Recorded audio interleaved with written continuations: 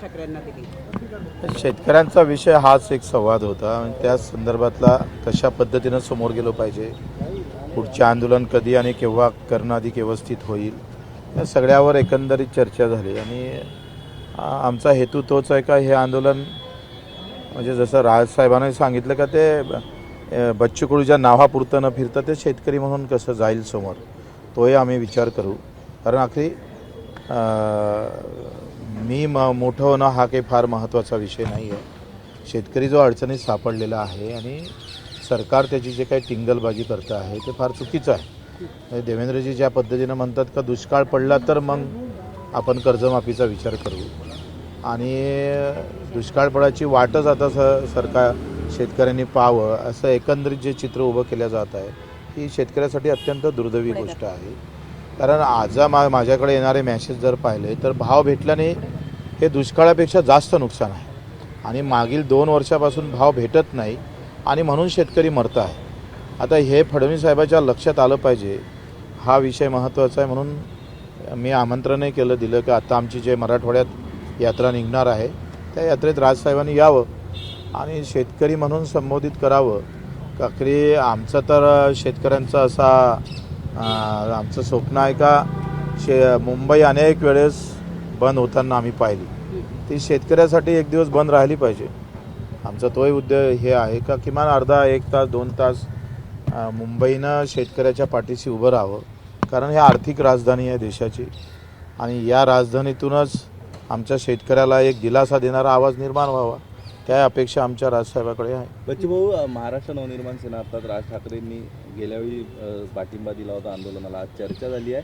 येत्या काळात तुमच्या आंदोलनाला नवं बळ आणि त्याचं स्वरूप व्यापक होईल का मनसेच्या या पाठिंब्यामुळे? बिलकुल. मला असं वाटतं का हा विषय एका पक्षाचा नाहीच आहे आणि एका जातीचा आणि एका धर्माचा नाही आहे. कारण शेतकरी हा सगळ्या जाती धर्मात पक्षात आहे. त्याच्यामुळं मनसेनं ज्या पद्धतीनं समोर आलं तर निश्चितच बळ भेटेल. आमचा अजेंडा हा निवडणुकीचा नाही आहे. मरणारा शेतकरी वाचवायचा आहे. तो रोज एखाद्या काय म्हणते भुके असलेल्या वाघासमोर उभा असतात शेतकरी.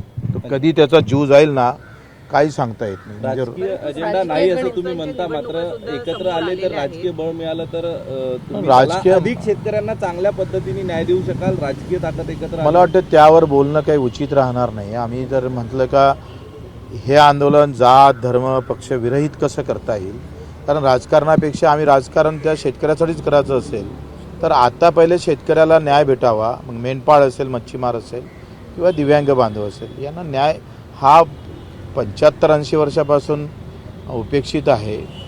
त्याच्या चुलीवर राजकारणी भाकरी शेकाच्या मी या मताचा नाही. राजकीय गणित बदलतील असं वाटतं. निवडणुका जवळ आलेल्या आहेत त्या पार्श्वभूमीवर छोटे छोटे जे पक्ष आहेत ते जर एकत्रित त्यांनी आपली मोड बांधली तरच शासनाच्या समोर आव्हान निर्माण करू शकतो आणि त्या दृष्टीनं काही बोलणं झालं. तुम्ही सांगा, आता निवडणूक आयोग म्हणतो आम्ही व्हीव्हीपॅटही देत नाहीये, मग आता राहिलं काय? निवडणूक केल्यापेक्षा भाजप कार्यालयातच ठपके मारा आणि निवडणुका करा.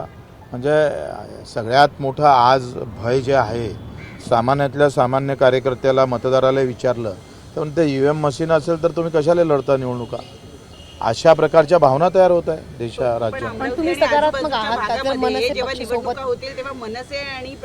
तो मला वाटतं तो आता विषय एकत्र करण्यात काही अर्थ नाही. हा एक चांगला संदेश जाऊ द्यावा.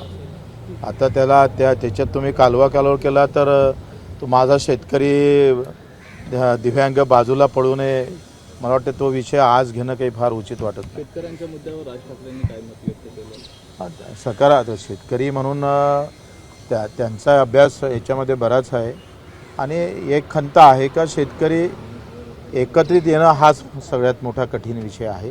ते खंत त्यांची आहे. शेतकरी एकत्र होत नाही, झाला एकत्र तर मग तो राजकारणात एकत्र राहत नाही निवडणुकीत. जसं आपण पाहतोय का शरद जोशीसारखा माणूस शेतकऱ्यांनी पाळलाच ना आखरी. हे दुर्दैवच आहे शेतकऱ्याचं. कसं आहे म्हणजे ज्या झाडाला पाणी घालायचं त्याचं डांग आपल्याच घरावर पडायची अशी व्यवस्था जर झाली तर एक निराशा येतं ना हाती. आता आम्ही लढतोय किंवा राजू शेट्टी असेल, रघुनाथजी असेल, सगळेजण लढतात, पण ते जे शेतकरी म्हणून लढले ते राजकारणात मागच राहिलेले आहे. पण तरी तो लढा उभा राहावा राजकारण बाजूला ठेवून हा आमचा प्रामाणिक प्रयत्न आहे. तुम्ही यात्रा कधी काढताय आणि तुम्ही निमंत्रण दिलंय तर त्यावर मनसे आता 9 तारखेचं आमचं गणपतीनंतर ते बाळासाहेब सांगन तुम्हाला, गणपतीनंतर त्यावर ते बोलेल. परंतु मला असं वाटतं का आत्ता आमचं 9 तारखेला रक्षाबंधन आहे. आम्ही वेदनेची राखी बांधणार आहोत सरकारला, मोदी साहेबांना आणि देवेंद्रजीला. त्यांचे मुखटे लावून सगळ्या आत्महत्याग्रस्त महिला 9 तारखेला वेदनेची राखी त्यांच्या हाताले बांधू. कारण ही काही लहान गोष्ट नाही आहे. रोज आकडा 10 ते 15 शेतकऱ्यांच्या आत्महत्येचा आजही आम्हाला नोंदणीकृत होतं.